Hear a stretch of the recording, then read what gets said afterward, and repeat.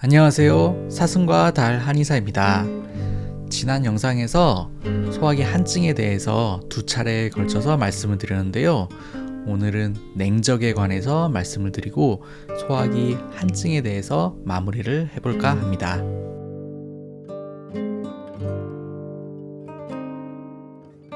냉적이란 냉증과 적취를 말하는 것입니다. 6가지 원인 중에서 소화기 적체랑도 관련이 있습니다. 하지만 소화기 적체처럼 음식물이나 음식물 찌꺼기가 적체가 된 것은 아니고 이것은 위장으로 가는 림프나 혈액들이 정체가 된 것입니다. 그리고 냉증이 같이 있는 것이죠. 냉증이란 몸이 차가운 것이죠.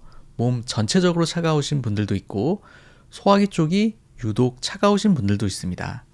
체질적으로 몸이 차가우신 분들도 있고 나이가 들면서 점점 몸이 차가워지기도 합니다. 요새 코로나 검사로 체온 많이들 재보시죠?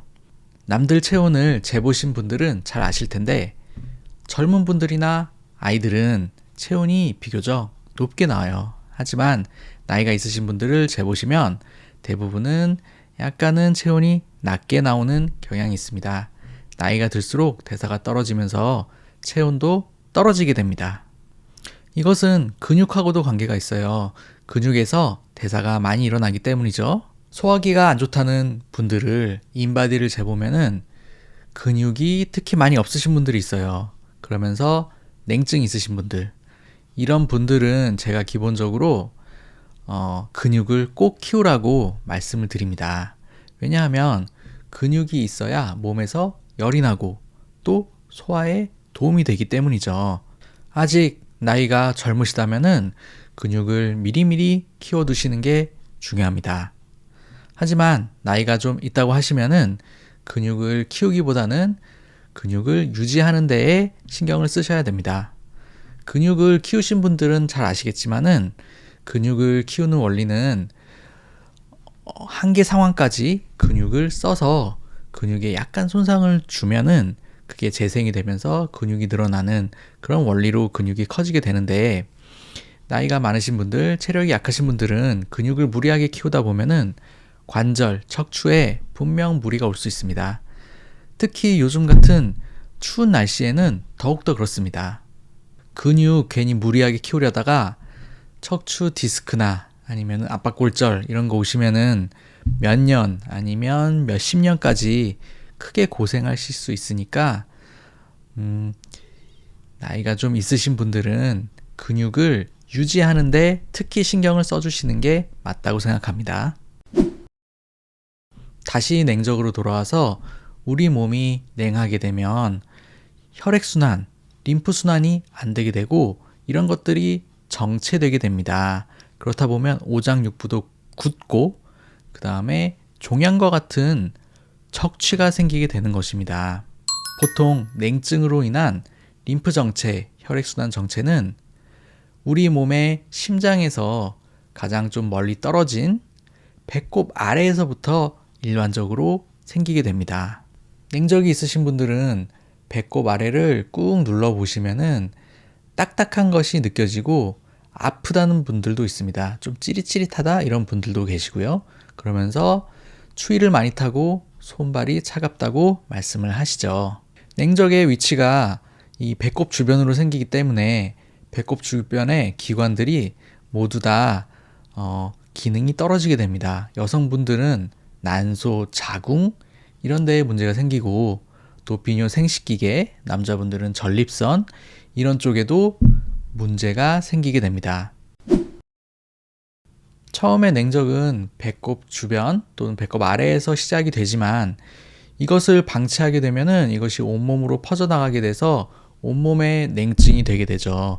그러다 보면은 종양이나 적치들이 이 배꼽 주변의 기관에서만 생기는 것이 아니라 온몸 전신에 생기게 됩니다. 그리고 몸에 기운이 하나도 없고 또 무기력하게 되고 움직이기 싫어지게 됩니다. 그리고 검사를 해보면 자꾸 뭐가 생겼다고 해요.